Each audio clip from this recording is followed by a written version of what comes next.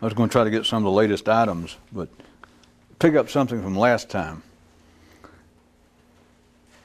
We were pointing out how man's singular intellectual world, the civilized world, the world in the city, is, compared to the absolutely physically required, is a made-up world. Without any negative connotation, it is simply invented that if worse came to worst, push came to pushier, you could live without it. People do live without it. They're not fully alive, but there are people laying in hospitals on life support machines. There are people wandering around that are even standing upright whose mental faculties, for whatever reason, are running at such a low level that they are almost an animal. They are not fully human. So everything above that line, everything above the level where the brain is operating, a man is talking, and he's as intelligent as his peers.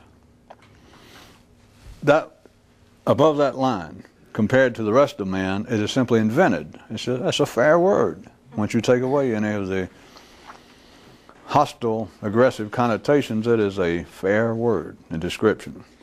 And we were pointing out that all of that, the news, all of man's knowledge, which is what the news is everything that is depictive of the intellectual world, is invented.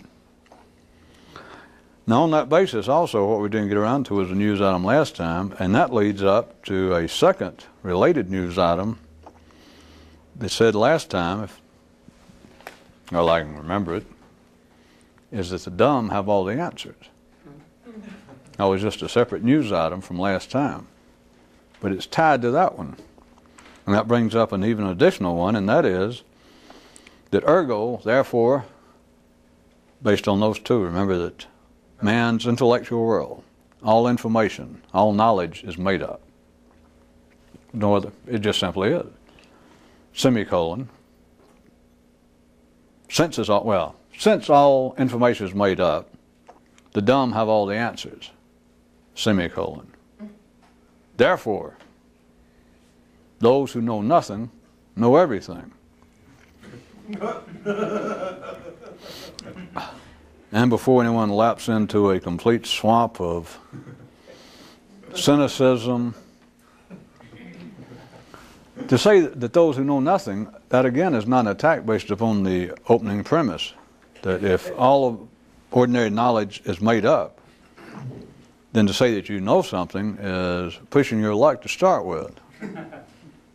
You're having to stretch, as pliable as words are, you're having to stretch the meaning of know something to begin with. Which leads up, there was another news item tonight that said an expert who is an expert in someone else's field is of scant use to the independent-minded. There's no way to look at it. You can be an expert in any kind of field, and what are you an expert in? Now, at the civilized level, at the ordinary level, there's nothing wrong with that. But to say that you're an expert in anything, sociology, physics, you are an expert in something that has been invented. Nothing wrong with it, but you're an expert in something man-made. Of what use is that if you were trying to think outside the expert limits, the civilized limits, which people ordinarily are not trying to? When people say that they would like to be more intelligent, what they're talking about as a rule, the more civilized and sane they are, they're talking about that they wish they had more education. And if they're really slick, they wish that they had the same kind of knowledge that whoever impresses them. Some Nobel Prize winner in chemistry, they wish they had that kind of knowledge without having to go to school. They just wish they had it. But see, that's part of, there was another news item a week or so ago, if you recall, that point out that institutions, especially academic institutions, have to award degrees because they got nothing else to offer.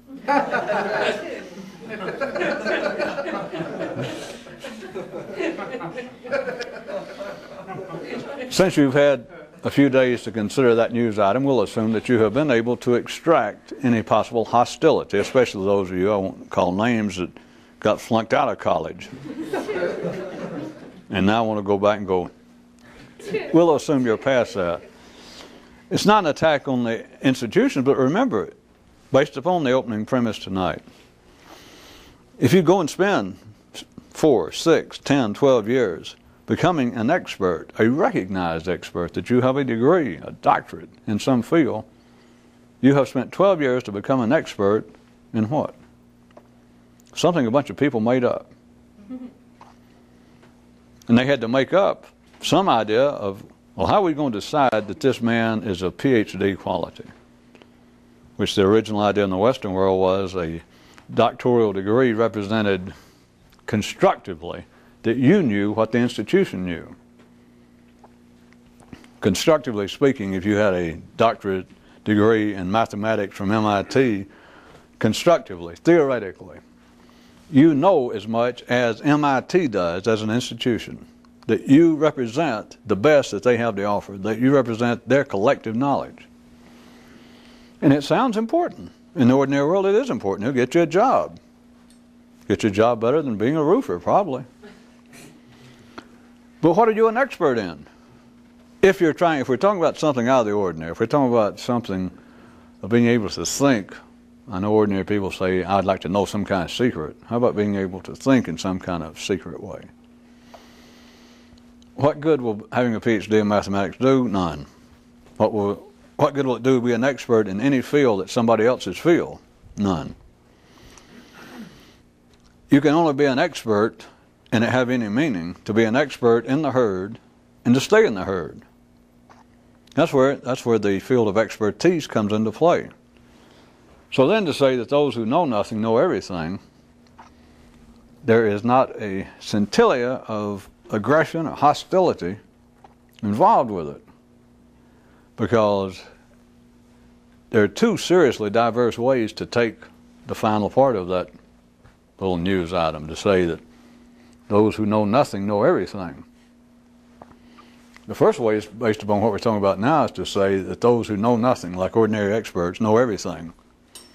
If you're following this, then the question rhetorically to ask yourself is, rather than take that as being some kind of smart aleck attack on education or ordinary people, to say that those who know nothing know everything, and if knowing something at the ordinary level is to know simply something that's been made up, then what's the difference in knowing something without knowing anything? Besides the degree, which is why you have to have it. All right, so you get through with 4, 6, 10, 12 years, and they say, well, that's it. We can't teach you more about psychology or theology or whatever.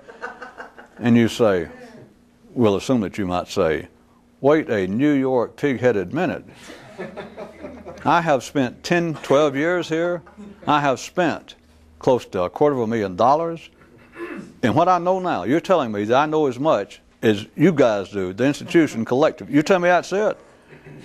Of course, I'm just suggesting one of the possible scenarios about how the whole degree awarding and all that came about is just as the president, the chancellor, who it was that this guy is doing this story about, wait a minute. Close to $300,000 in 12 years of my life I've spent to become, I wanted to know about man. And now you tell me that I know everything about psychology that there is to be known. And just as they see him reach in his pocket, it looks like a bulge, and it doesn't look like he's all that erotically attracted to the chancellor, so they assume it's probably a weapon. And just before he reaches in there, they say, wait a minute. And they had to think quick, so they say, here, have a degree. And it's real. It's got all these scrolls and stuff on it. And so we'll put your name in. We'll get somebody by hand trying your name in like funny old English, Middle English. And the guy goes, well.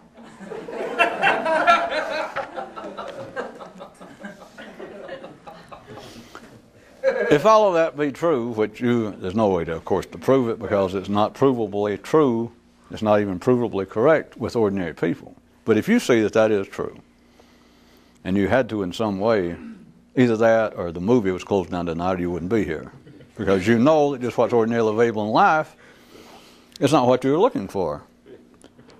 So, if you follow that to be an expert, to know anything or all things, or to know nothing in the ordinary world of man is the same thing as knowing everything. What is the difference? None. So the dumb have all the answers, which we didn't get into that one last time. I made it the second stage of that combined news item. That is really probably should hit that first or else last. I got confused. The dumb have all the answers. Where do you go to get answers? Again, extracting any possible hostility, you go to people who don't know anything. You don't think about it that way, certainly. But look at it this way. If you had, well, let's just go ahead and call it an important question. You know, well, a good old-timey one. I want to make a new one like, what in the hell, why do people act like they do? Or what's the one they used to call, what's the purpose of life?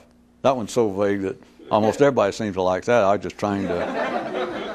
trying to kind of whittle on your mental pecker a little bit and narrow it down.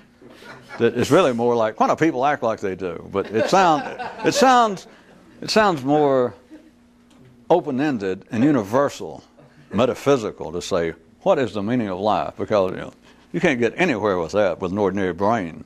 And so it's like you get up on a diving board with your little ordinary brain and you look down and you realize my little ordinary brain will never get anywhere. You just look down, maybe you can see the bottom of the pool and it's in big old letters says 12 feet. And you realize my brain's not anywhere close. So if that's it, why not climb on up higher if it's got another board? In other words, if it's not going to do any good, why not go all the way? In other words, if you know you're not going to be able to understand or find the answer, why not even ask a worse answer? Maybe you start out and you thought, well, the greatest metaphysical problem that worries my mind is, why do you find a man's pair of undershorts laying beside the road? A pair of women's, kind of makes sense. But what in God's name is a pair of man's jockey shorts walled up, laying there, and down in the gully? So let's say you go past that and you thought, well, wait a minute, that sounds, wait a minute. And you think, you finally meet an important person. There's a sign that says important person this way, and you go, and they say, all right, I'm very important, and I got important things to do. You got time for one question, and you think, all right, it's either, why do you see, what's the purpose of a man's shorts being thrown out of the highway? I can either ask them that or what's the purpose of life? Well, the latter, it sounds better to the important person, it sounds better to you, plus there's no chance, even under the entertaining auspices of Six Flags over the Inferno, that anybody can answer it. So why not go all the way? If you're going to dive in and drown at 12 feet, screw it. If they got a board that goes on up like 100 feet, go on up. So back to where we were, the dumb have all the answers. And we could have been, on the surface, I guess, more polite and call it something else. Important people, the dense, ordinary, the civilized, all known sources, but it still amounts to the dumb. Just in the sense that where you're going to go ask a question, and the more important it is, the less specific it is, the less it is, in matters of degree, the less it is tied to the invented world of man, then you know by now, as soon as I pointed out, the less likelihood that there's any chance that they can come up with any answer that, forget whether they'll fly, they can't even get on the damn runway. Now, if you go to an expert, that is a dumb person, as we're calling it, an ordinary person, and they have a degree or just some period of time studying mathematics, and you can go and ask them, can you explain to me how to work a quadratic equation? How can I solve it? They can do that. Or can you tell me how, I've just never been able to do this, how can you set the timing on a car? Somebody can show you how to do that. But if you get a little bit further than that, you know that they don't have the answer, is what I mean by the dumb. But the less they'll have the answer, the less likelihood they'll do what? Me? All right, you. What do you say? The less likelihood that they'll in any way admit it. You're right. Well, thank you. That's how the dumb are never identified as being the dumb. It's like a very widespread private joke, inside joke, and people like you see you never did get in on it the right way. So you think that maybe stuff like this, or if you could ever gotten with some famous spiritual guru or Einstein. How come you almost said Frankenstein? I don't know. Maybe it's the heat.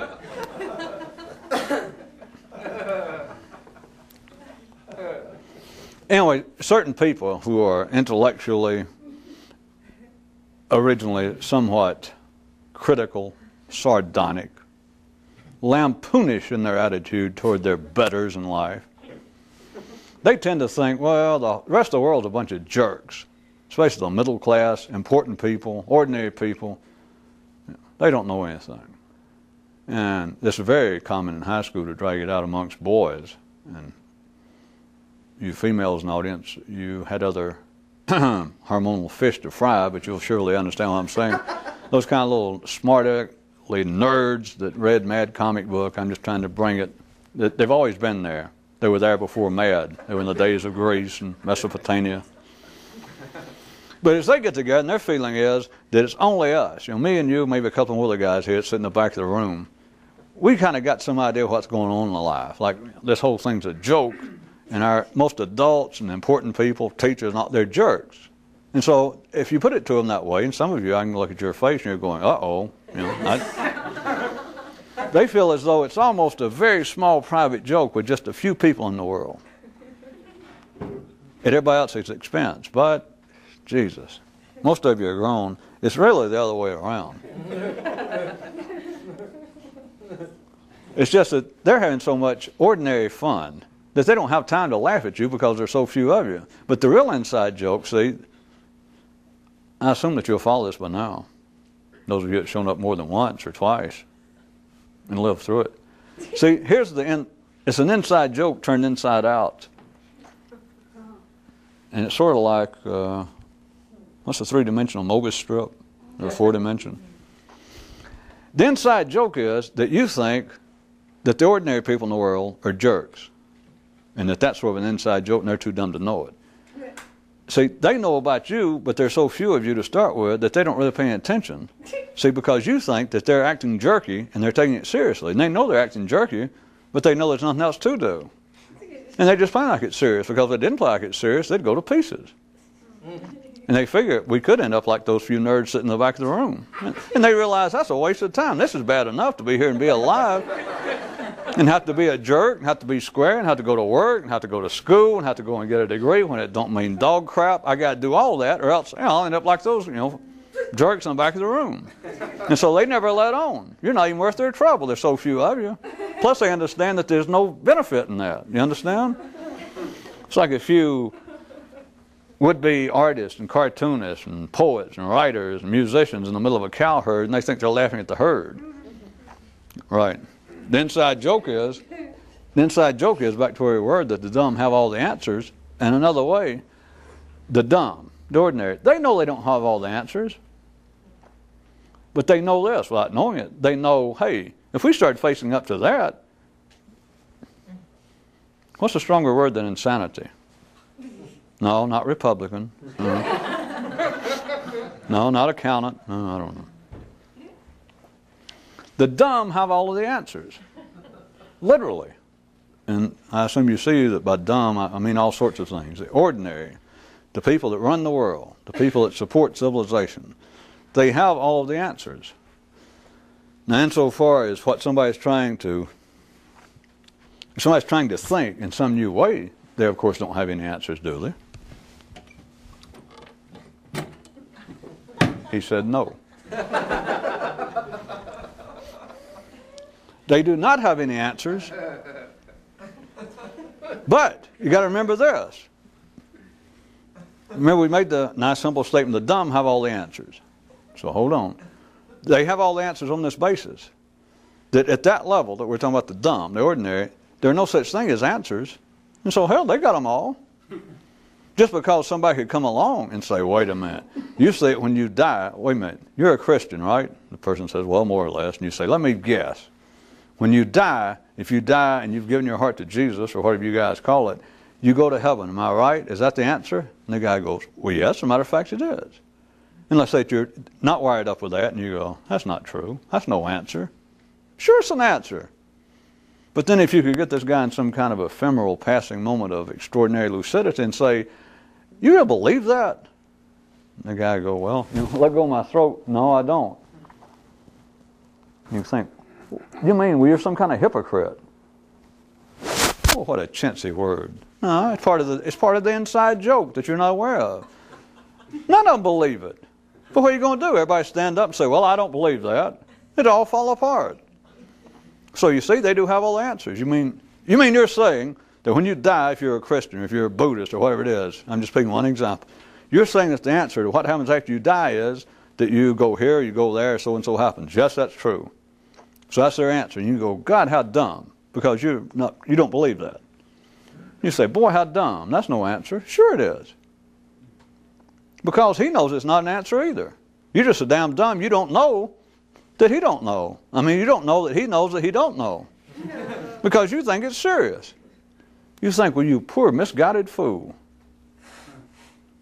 And all you're doing is going back and sit in the back of the room again, the 10th grade. Got the thickest glasses you got and the baddest haircut. Be sure that you got Mad magazines stuck in your back pocket, some rubber bands or whatever you do nowadays, and every time that the serious people turn their heads up in the front of the room, go, I'll teach them. And of course, though you are good, you don't have to look at a classroom like that. It's a part of your head that you keep sticking out your tongue. You mean there's some chance I could turn out like my old man? You mean there's some chance I'll end up square? Of course, that happens to ordinary people. You should check your hormone calendar. That means you're grown.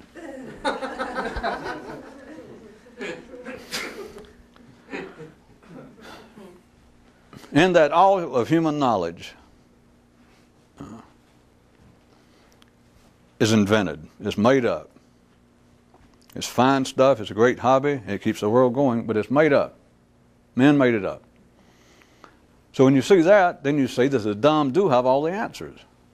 Because there are several ways to go with it, according to how good you can think, assuming that you're not simply two-legged, just operating on your two natural brains.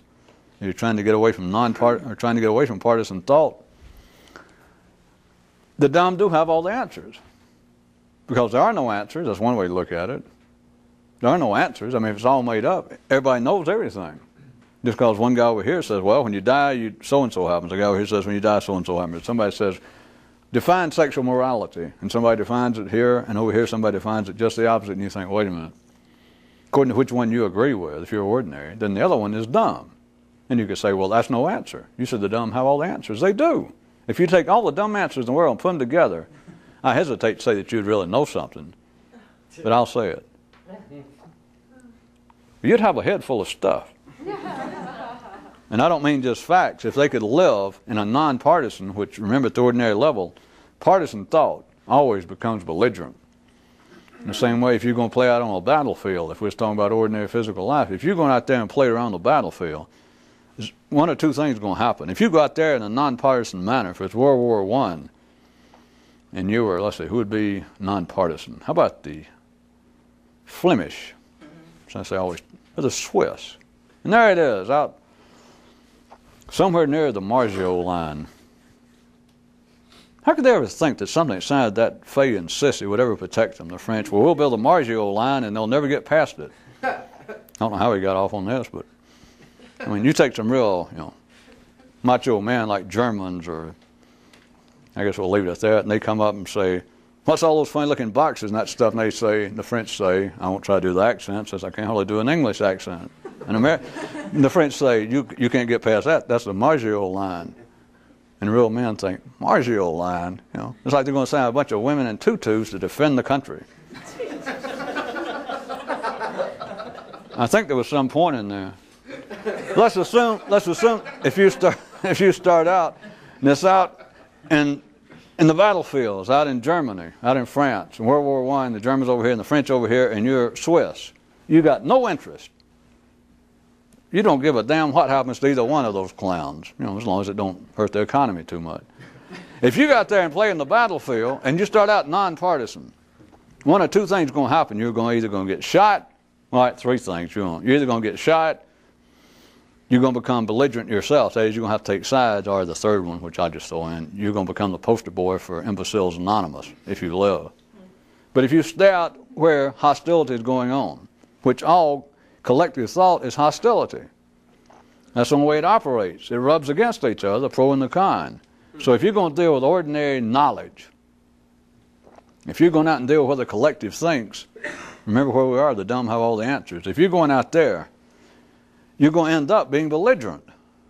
You're going to have to take sides, or you can't even say, well, I agree with that. Or to say, no, I disagree with that.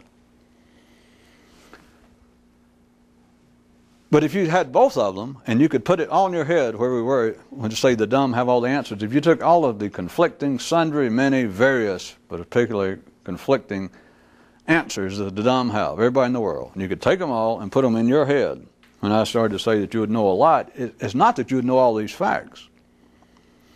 It would have to be, for it to become something extraordinary, that you could take in all of the conflicting so-called answers and put them in and become and remain, or some way you were, nonpartisan. You understand? That you don't take them all in and go, well, I'll weigh this carefully. I will not make a hasty decision whether I'm on the side of the pros or the side of the con. Sooner or later, you'll become belligerent, or you'll be killed. You'll die. You'll die on a battlefield, literally. You cannot be out where the war is going on and be nonpartisan. You either got to become a belligerent or become dead.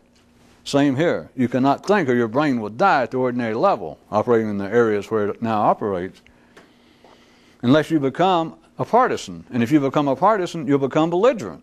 Why else do people defend their ideas? It's because they know they're meaningless. And it's just people, it's ordinary dumb people, that they temporarily go into a lapse. Because everybody knows their ideas are worthless. Why else do you defend it so much? Do we have to go back and redo the great mythical Louisiana circa, what was it, about 200 BC, where you go into a good Cajun bar and you say, anybody that's got French blood's a sissy. And suddenly 2 or 3 Cajun-looking guys jump up and go, you better not be talking about me, you son of a bitch.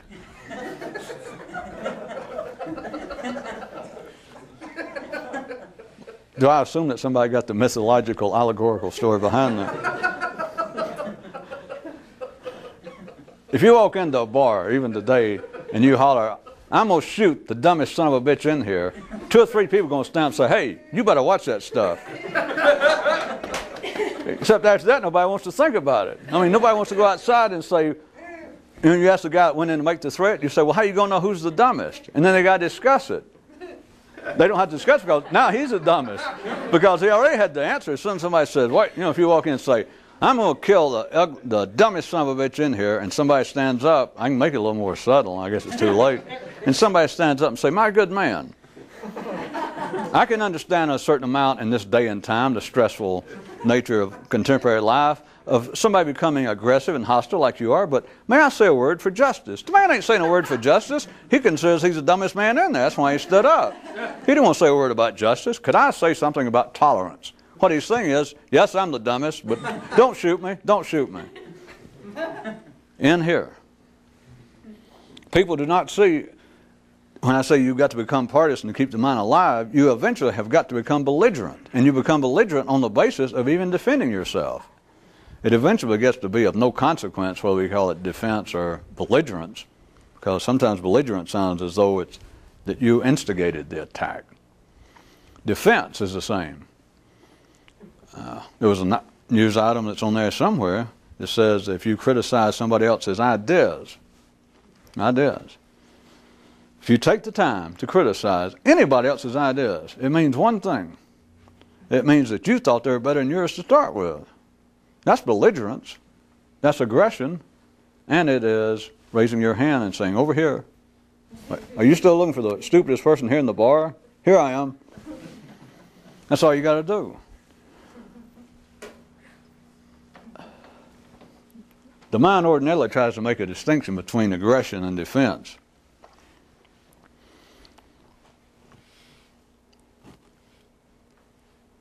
If you're thinking in the way that the ordinary mind thinks, then you are belligerent, even if you're smiling. Because you're a partisan, and you're dumb. And you have all the answers.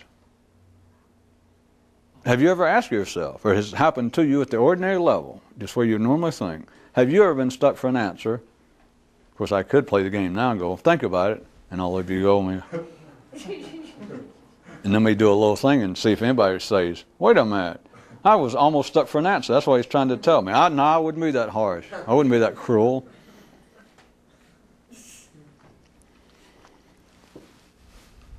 If you're ordinary, if you're sane, you are not in important matters. Whatever you call important matter. And it could at the time apparently be, from another view, very unimportant. If somebody says, you mean to tell me you don't know how to set the timing on a car? Well, hell yeah, I know. What do you think, I'm some kind of idiot? What do you think, I'm a tap dancer? It's like I majored in home ec. I didn't wear my sister's clothes on. Hey, I know how to set a timing on a car. So you consider that important. All right? At that level of whatever you consider important, it can change from moment to moment. And it does. You have never, you or any ordinary person, if you're sane, if you're one of the jerks of the world, if you're one of the sane collective cows, you do not get stuck for an answer. In fact, to even think so verges on insanity, will make people worry about themselves. And it doesn't matter. You've got to get past this point of, well, wait a minute, people say that they know an answer to something when they don't.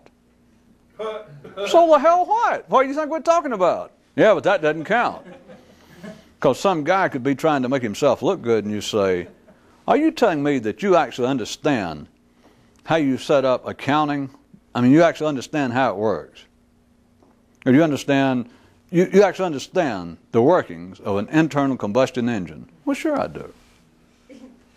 And so, if you're ordinary, you could take us all aside and say, all right, now he wasn't stuck for an answer, but I've seen this guy around the neighborhood. I know where he works. I've seen his family. I have never seen him working on his car. I can just look at the way he dresses, the way he acts. I can't believe there's a chance in 1,000 that he would even know where to check the oil in his car. So don't tell me that he's not stuck for an answer. He got stuck, but he was just standing here with the rest of us real guys in the neighborhood, and he didn't want to look like some kind of little fruitcake. So he just said that. So, what the hell do you think life's about? People do not get stuck for an answer. And if they do feel stuck for an answer, think about it. It happened to you. And it goes on. Maybe just a few seconds. It'll make a man begin to doubt his sanity. Like, well, wait a minute. I may be having a mini stroke. And the ordinary mind does not in any way process information this way. What you're feeling is, my tongue won't work. I can't come up with some story. I can't come up with an answer. And somebody say, you mean you don't know anything about what's been going on in Bosnia? Oh, well, sure I do, but I thought you meant, back, and they're looking at you and you say, well, I mean, we got the whole of the previous Yugoslavia, the whole, and, it began to, after, Tito and, the people began to die. I mean, it's not that I don't know what's going on in Bosnia, but it's like that whole area, there's so much going on, I didn't know whether you meant that particular ethnic group or another one. You take me aside again and say, talk about a bunch of shuck. He wasn't even sure what Bosnia meant. Something struck his head. I could see what was going on, and he was trying to pull, he was just grasping what he'd heard on TV or something. He knew it had to do, maybe it was something to do with Yugoslavia. Notice how he began to mumble about Bosnia. That was no answer. Well, what was it? What was it, an aircraft carrier?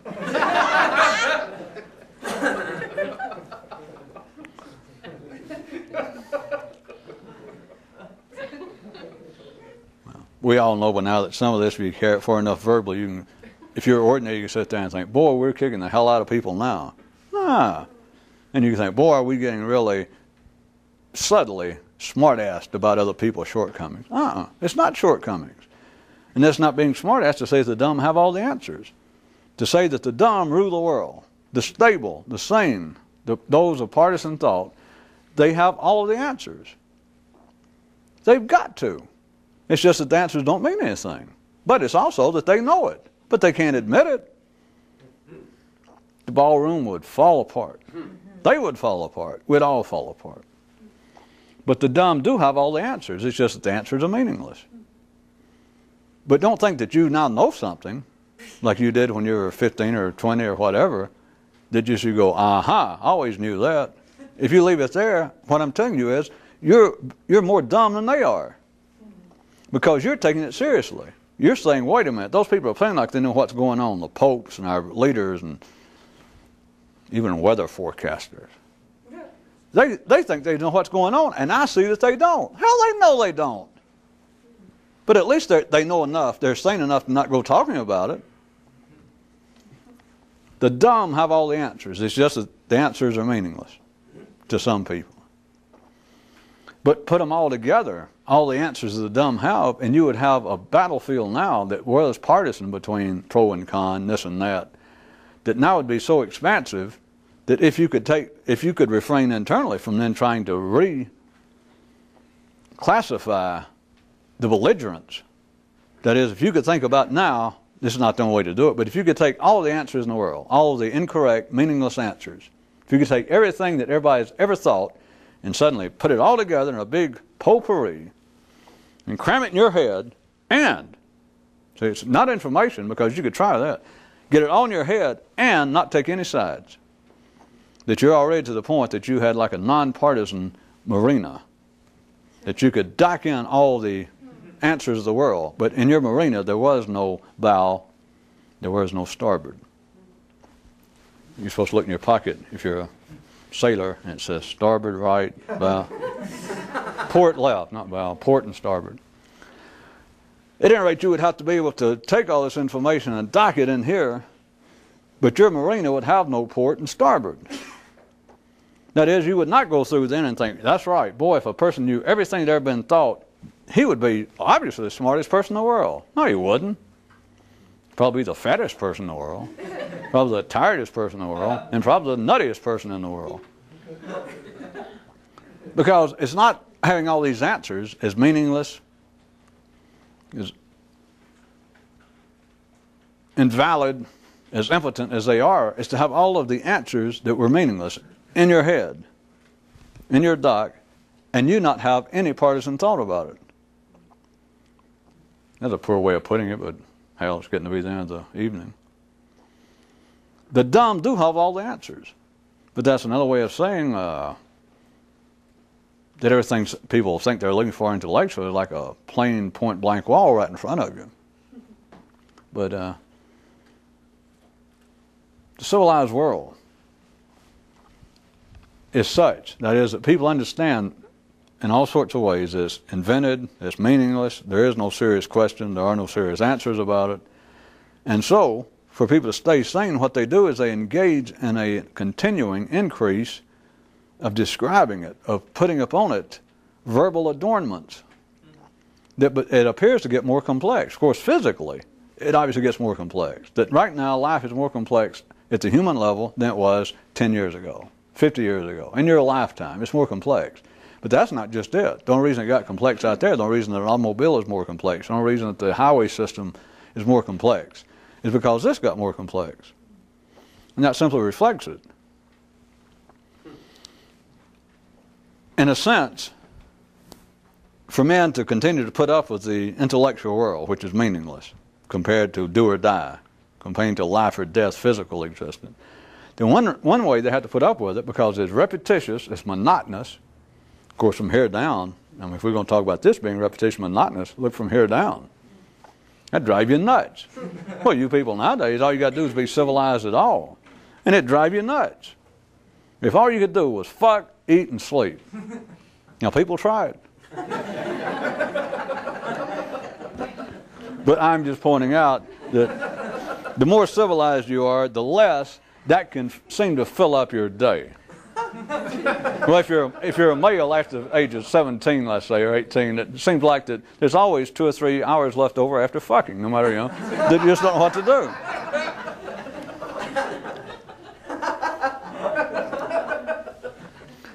What you have to do, the more civilized you are, is you continue to make the intellectual world more complex by verbal inventiveness. That you talk about, you think about how much more complex life is. Well, it's certainly much more complex than we're talking about. Pardon me, I thought life had sent somebody to knock me off.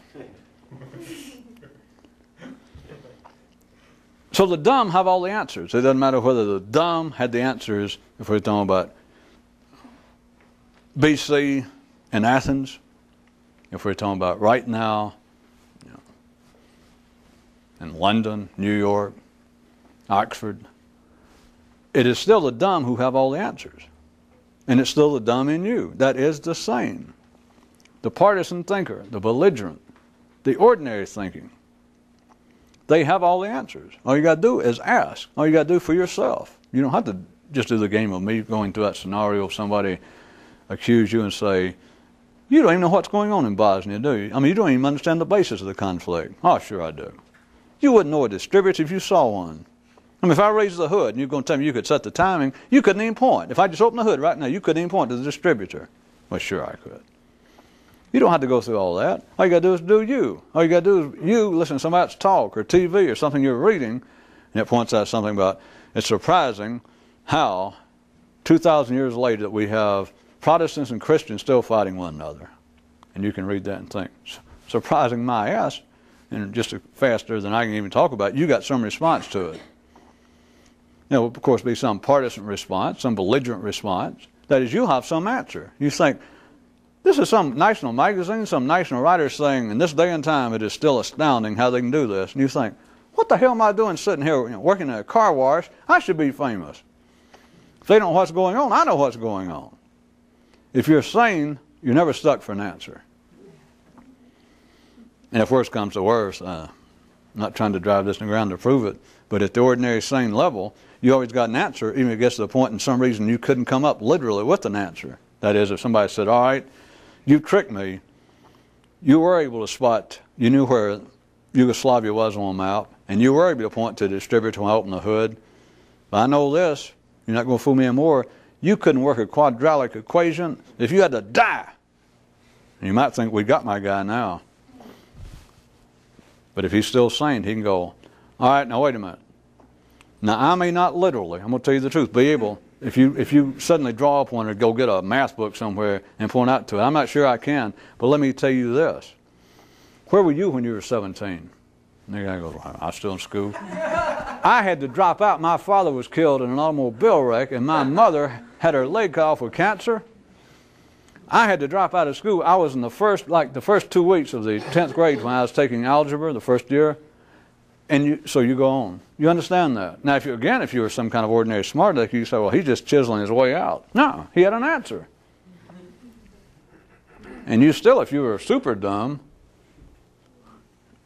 which is actually a lesser degree of numbness, but if you were super dumb, you say, well, that still doesn't count. Because this dumb guy didn't have the answer. You say all the dumb had the answer. That's no answer. He's just trying to get out of it. All right, one more time. What do you think that is? All right, maybe it's not an aircraft carrier. Maybe it is an unassisted triple play. Maybe it's a 747. It is an answer. The man saying, you didn't say, all right, you fooled me. You knew where so-and-so was a mountain, isn't that? But you don't know how to work a quadratic equation. The man, if he's sane, if he's ordinary, he's not going to say, well, you got me. You know, I faked it as far as I could. I got no idea how I ever pointed it on the map and it hit Yugoslavia. And as far as the distributor, I didn't even know that was the hood of a car until you told me. But yeah, you got me now. That is not what holds life together. That is not the way that the intellectual world progresses even. So the dumb do hold all the answers. Look to you, and again, we're to the point now, forget all these people I made up. You're never stuck for an answer. And when you have to do it, you don't call it chiseling your way out or trying to fake your way out. When you have to talk to yourself about, well, God damn it, I'm going to have to face up to it. I can't do a quadratic equation. But you suddenly look at it and think, well, my whole life has been a sham. Where's the gun? You know? No. All right. And not just that bad, you go off and become extremely morose over it. Not mongoose. That's another story. We don't have time to get into becoming a mongoose. Especially when you have a split personality or multiple, because you don't know whether you're a mongoose or mongooses. And it's real, I mean, it just exacerbates an already existing problem. That you've got multiple personalities and you want to call a drive-in or home delivery psychiatrist and you tell them, well, the point is, ask for me, I'm the multiple mongooses. And the psychiatrist says, he says, don't you mean mongoose? You say, all right, probably mongoose, but then you think about it and you think, well, that doesn't sound right. Back to you. Inside of your brain, are you ever stuck for an answer? No. Even if you have to, tell yourself what you're doing, but it happens so fast and people do not notice it, you're not supposed to. But you always, if you have to look and you face the fact, I can't do this. You don't have to just commit suicide and all that. But the thing is, does it ruin your life? No. If it does, you weren't stable anyway. You weren't ordinary. You weren't dumb. You weren't dumb enough. You were just on the verge of cracking up anyway. Sooner the better and get you out of the way. But if you in the privacy of your own home have to face up that there's something you don't know, does it ruin your life? The answer is, all right, trigger. 4 means no. See? That's what higher education will do for you. It does not. And you don't tell yourself, well, wait a minute, you idiot. You're not fooling me. You're just trying to fake it again. You don't know the answer, and now you're trying to excuse away like you had to drop out of school. Hey, save that story for those other clowns. I know all that. You didn't have to drop out of school. You wanted to drop out of school. You idiot. Do you do that? I mean, if you go through that kind of thing, you're going to end up, in the cuckoo's nest. No, you don't do that. Whatever the answer is you have as to why you can't do it, is a good answer. It simply is. The little piece of business notwithstanding, it is an answer. The dumb have all of the answers. That's the only way they can keep going. The answers don't mean anything. There's no end to them. There's no beginning to it. And there's no validity, once you want to look at it one way. But that's why they can keep going. And if you're ordinary, which it wouldn't happen, the law of balances, remember. But if you're ordinary and you suddenly stop and you thought, well, everything I've ever said, everything I've ever believed, everything I know, me and everybody else I learned from, is meaningless. What would you do then? Well, a gun would probably be an easy way out. It just does not happen. And so the dumb do have all the answers. But remember that there are two distinct ways to take that. The other way is the way that we didn't get around to, is the way that you can do something with it. Of course, you can do something with that, such as go, Jesus. If you can wipe away partisan thinking like sweat, wow.